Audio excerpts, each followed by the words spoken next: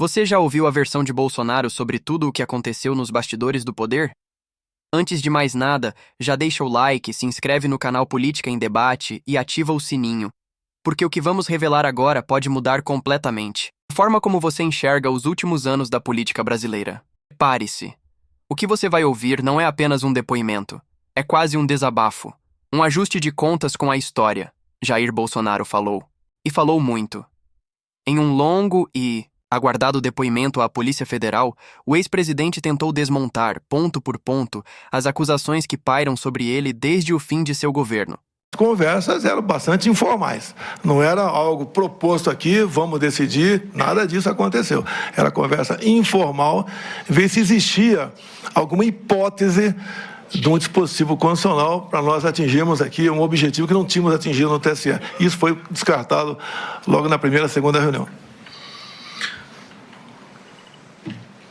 O senhor teve conhecimento da reunião ocorrida no dia 14/12, convocada pelo então ministro da Defesa, general Paulo Sérgio, em que ele convocou os 3 comandantes das forças e apresentou também um documento? O senhor teve conhecimento disso?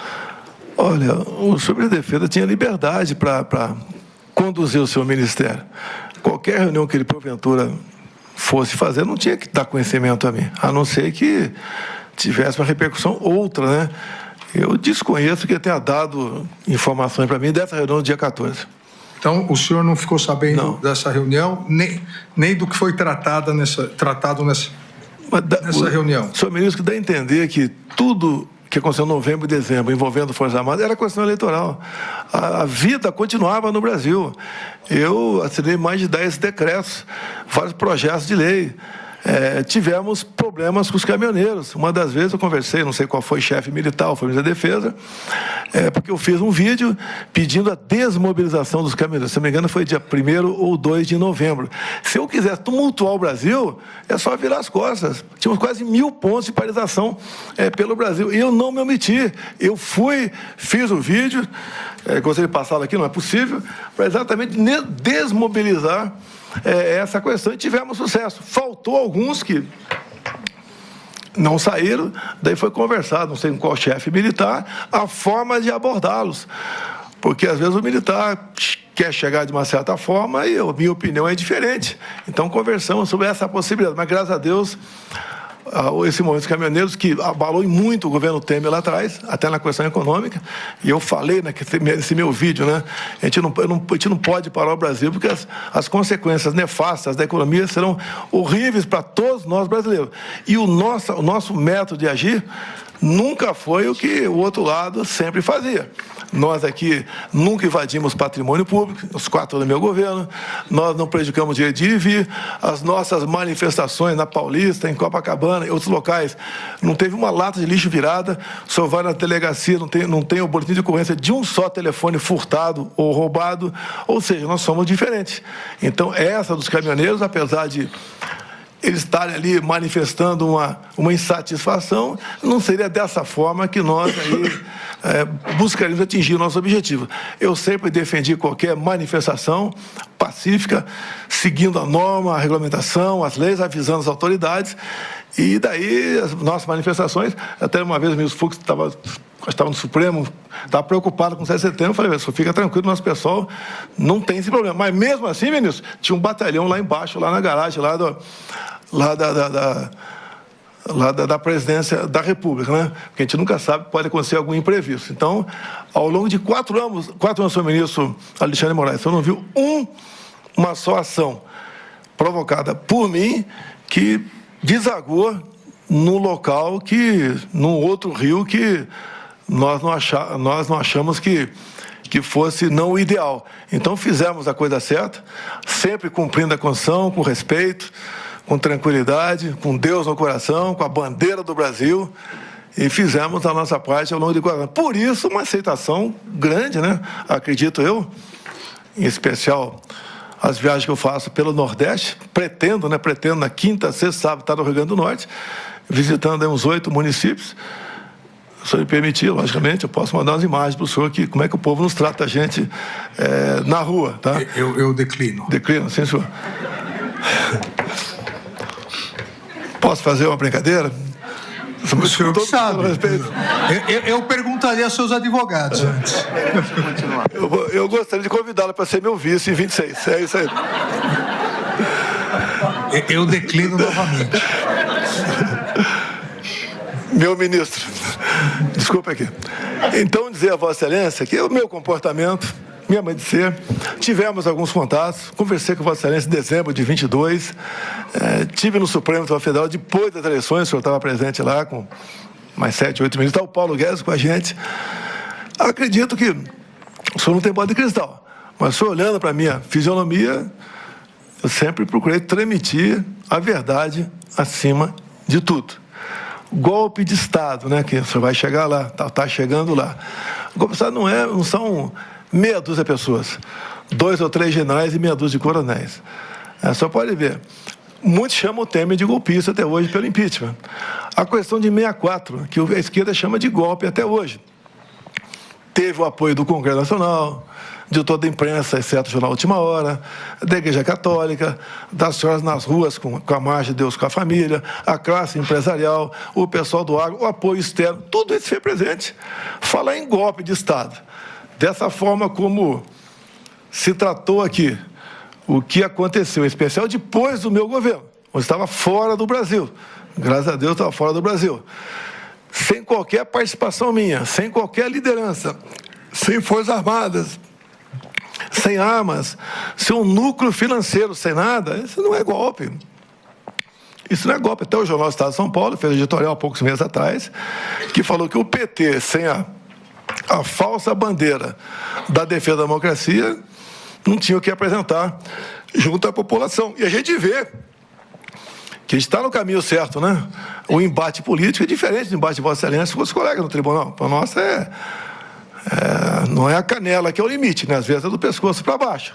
Mas muitas pessoas fazem isso até pensando que está certo, bem intencionado. O que nós buscamos dessa forma aqui? É um norte, é uma direção comum. E eu busquei fazer isso o tempo todo no meu governo. Nunca fugi das 4 linhas da Constituição. Golpe, eu fico até às vezes arrepiado quando se fala que o 8 de janeiro foi um golpe. Aquelas 1.500 pessoas, pobres coitados, que até foi levantado por um dos que me antecederam agora há pouco aqui, sem ônibus, né, chegaram na região do setor militar urbano na madrugada de domingo. E o pessoal foi embora logo depois da baderna. E sobrou para quem estava acampado aqui. Quem realmente fez, foi embora. Agora, aquilo não é golpe. Não foi encontrada uma arma de fogo junto àquelas pessoas. O próprio Lula, no dia anterior, que é uma pessoa bastante, coração muito grande, ele foi para Araraquara para ver aí uma erosão de uma chuva que tinha ocorrido dia 29 de dezembro. Ele estava fora de Brasília. Outras coisas mais aconteceram, acho que não é o caso de comentar aqui. E a gente só tem uma coisa a afirmar a Vossa Excelência. Da minha parte, por parte de comandantes militares, outros estados do meu lado, nunca se falou em golpe. Golpe é uma coisa abominável. O golpe até seria fácil começar. O after day, que é simplesmente imprevisível e danoso para todo mundo. O Brasil não poderia passar por uma experiência dessa. E não foi sequer cogitado essa hipótese de golpe no meu governo. Ainda, só para encerrar essa questão da reunião do dia 14, que o senhor não ficou sabendo dela, depois da reunião, o comandante Freire Gomes ou o comandante Batista Júnior foram conversar com o senhor sobre isso ou não? Eu não estou lembrado se foram conversar. Sei que o brigadeiro Batista Júnior, quando a gente conhece as pessoas, depois que dá o poder ou quando perde o poder, né? Ele foi cuidar da vida dele. Ele só comparecia, no meu entender, a qualquer evento se fosse... Eu nunca convoquei ninguém convidado. Agora, conversei sim com militares, às vezes de forma isolada, até para ter uma noção da conjuntura, o que estava acontecendo, trocar informação. Porque, ministro, quando o senhor perde uma eleição, ministro, é um vazio que o senhor não imagina. E a gente conhece os amigos exatamente nesse momento, né? Pouca gente procura, o pessoal quer distância, e eu aproveitava, nem falava com muitos para não importuná-los. Então, esse vazio, muitas vezes, era preenchido aqui com a visita, com a conversa amigável entre eu e alguns oficiais generais das Forças Armadas. Mudando aqui um pouco de tópico, mas dentro do que foi imputado ao senhor pela Procuradoria-Geral da República, a questão da desinformação e a deslegitimação da Justiça Eleitoral, o senhor se reuniu com o hacker Delgatti e com a deputada Zambelli, que teria levado esse hacker, sugerindo que ele poderia invadir o TSE, e o senhor teria encaminhado a uma reunião no Ministério da Defesa para ser recebido pelo general Paulo Sérgio? Olha, a Carla Zambelli levou o hacker, eu recebi, não entendo nada de informática, não senti confiança nele, como de praxe, né? De acordo com o Ministério, eu encaminhei o hacker a ir para a Comissão de Transparência Eleitoral e nunca mais tive contato com ele. O senhor teve algum retorno do general Paulo Sérgio sobre eventual reunião? Nem sei se foi recebido na defesa ou não. Algum retorno da deputada Zambelli também? Não. Falando ainda em reuniões interessantes, o senador Marcos Duval e o ex-deputado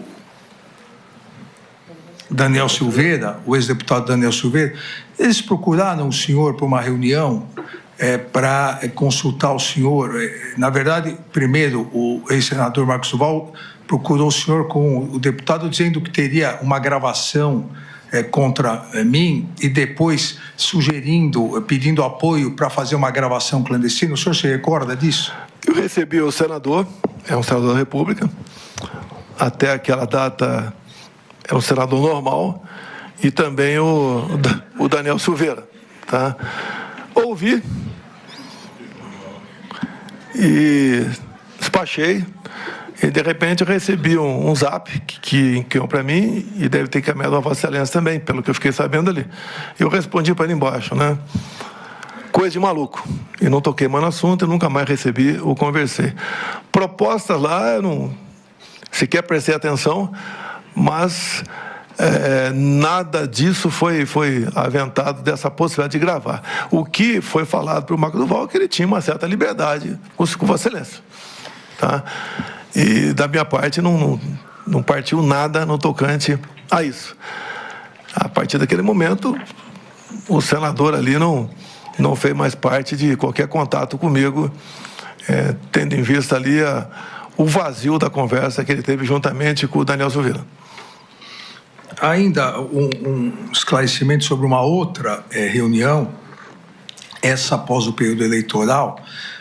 O senhor convocou ou convidou o general Teófilo para uma conversa diretamente com o senhor, sem a intermediação do comandante Freire Gomes? Olha, a família Teófilo é muito grande. Tem um mais antigo que eu, 1 ano, que foi candidato a governador pelo Ceará, junto comigo lá atrás da presidência. Tem outro mais novo um pouco que serviu comigo. E tem mais 2 irmãos. Então, a família tradicional.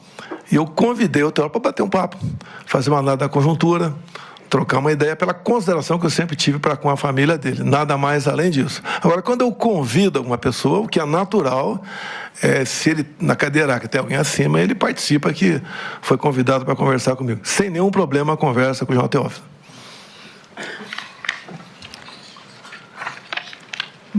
Uma outra questão que podemos esclarecer, foi apreendido pela Polícia Federal o que a Procuradoria, a Polícia Federal e a Procuradoria chamam de agenda, o que o advogado do general Heleno chamou não de agenda, mas o próprio general Heleno chamou de agenda, da Caixa Econômica Federal, onde havia diversas anotações relacionadas segundo a Procuradoria-Geral da República, a uma possível quebra da normalidade. O senhor teve acesso a essa agenda? O senhor conhece? Conversou alguma vez com o general Heleno sobre isso?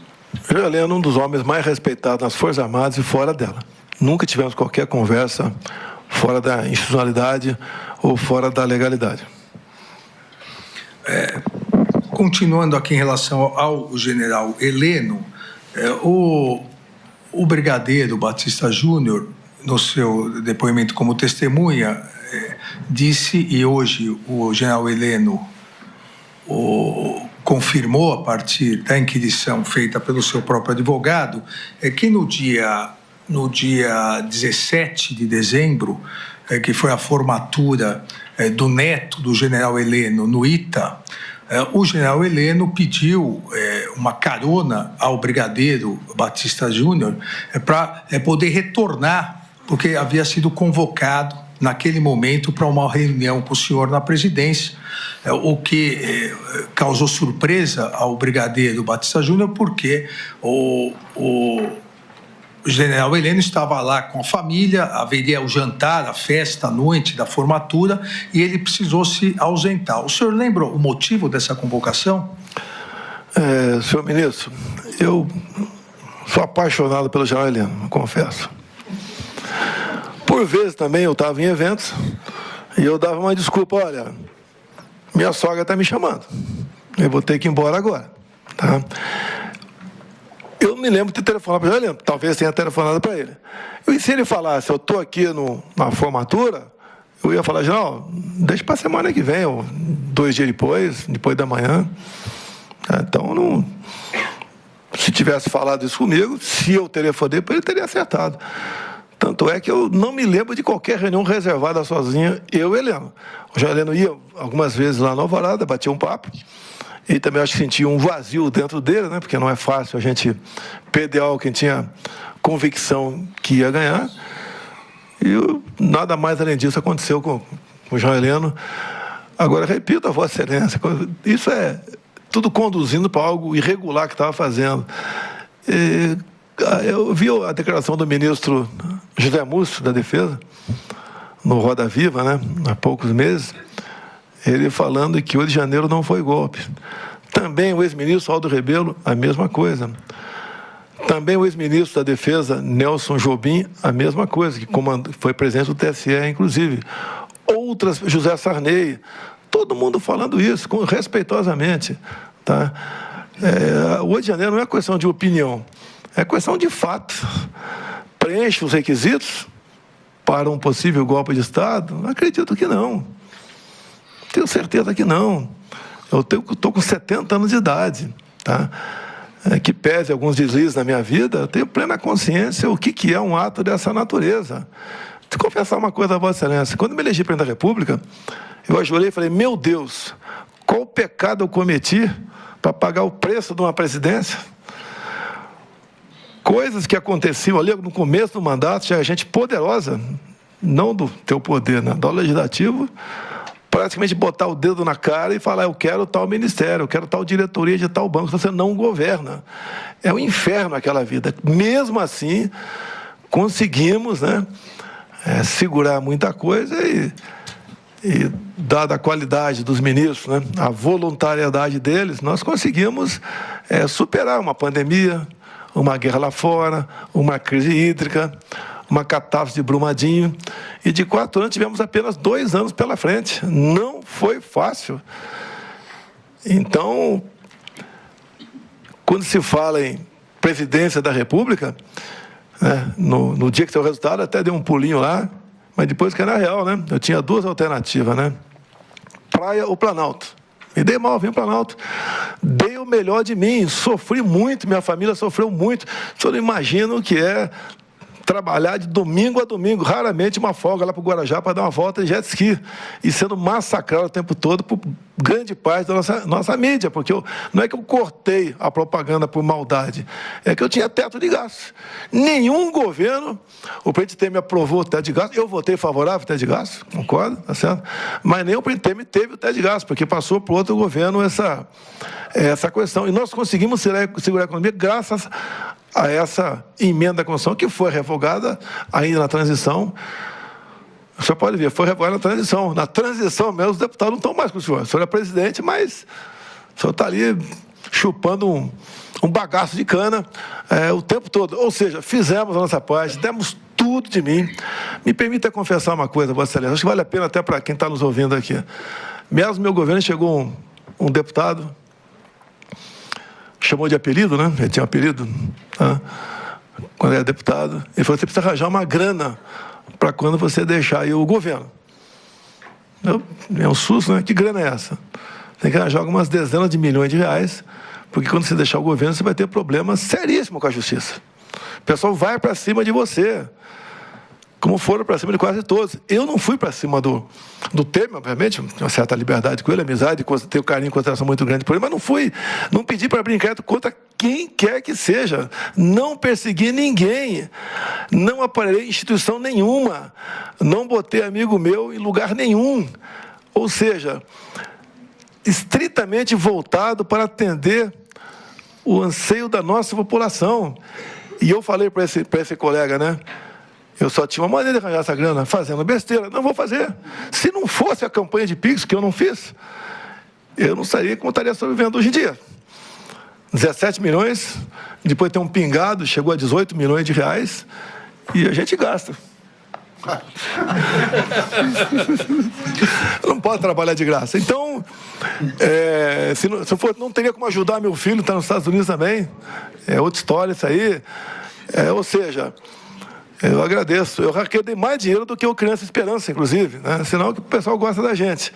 Mas eu, senhor ministro, do coração, fiz e dei o melhor de mim na presidência, mesmo não esperando se eleger presidente. E eu não tenho obsessão pelo poder, eu tenho paixão pelo nosso Brasil. Estou com 70 anos de idade, se tiver outra cirurgia igual essa última que eu passei agora aqui, segundo o médico, eu vou estar no bico do urubu, então já vivi bastante e quero continuar colaborando com o meu país. Obviamente, não gostaria de ser condenado, até porque eu entendo que nada que estou sendo acusado procede. Eu quero ajudar o meu país e conto com tem dois aqui, um procurador muito importante também, que tem um julgamento isento. E eu peço a Deus que ilumine todos os senhores por ocasião da feitura do voto, do parecer, para o bem do nosso país. Uma última questão ao interrogado. Como se dava e qual era o relacionamento do senhor com o pessoal, as pessoas acampadas à frente do quartel aqui em Brasília? Havia algum tipo de relacionamento? Olha, quando acabou o segundo turno, foi um movimento voluntário. Eu nunca fui a acampamento. Tá? Tinha informações pela mídia, especial mídias sociais. Tá? Uma outra pessoa, quando passava na alvorada, falava que estava acontecendo. Foi um movimento que surpreendeu a todo mundo pelo volume de pessoas. Certo?